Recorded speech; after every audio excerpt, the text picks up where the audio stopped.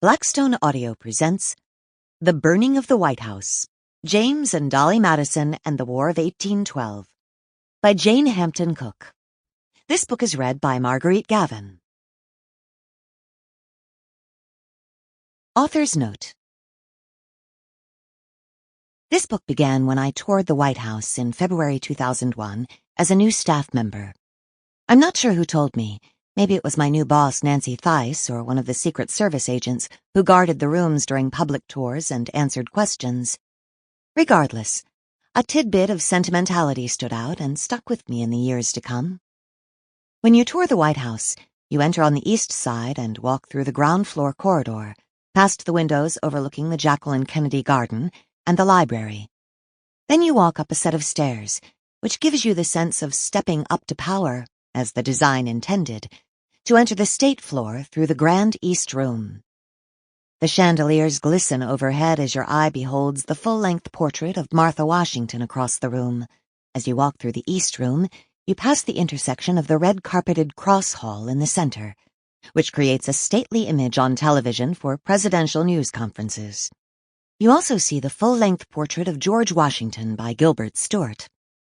Taking a right turn, you walk through adjoining doors that run parallel to the cross hall.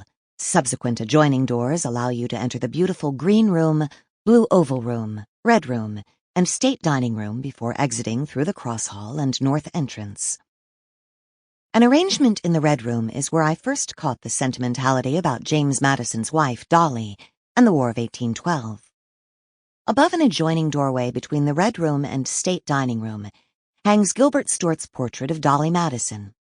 Though it was not called the Red Room at the time, Dolley had decorated this parlor in sunny yellow and placed her pianoforte and guitar here to make it her beloved music room.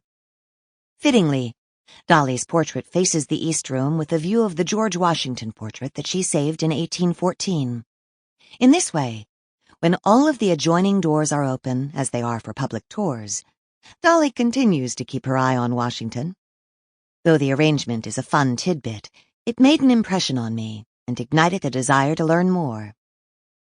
Several months later, I was part of the White House staff who evacuated the White House and adjacent Eisenhower Executive Office building during the terrorist attacks on September 11, 2001. I never posted the page about the president's education policies on the White House website that we had planned that day in my role as web gal, as President George W. Bush called me. The terrorist attacks of 9/11 changed everything, including restricting public tours of the White House for a time. We tried to compensate by creating 300... Sample complete. Ready to continue?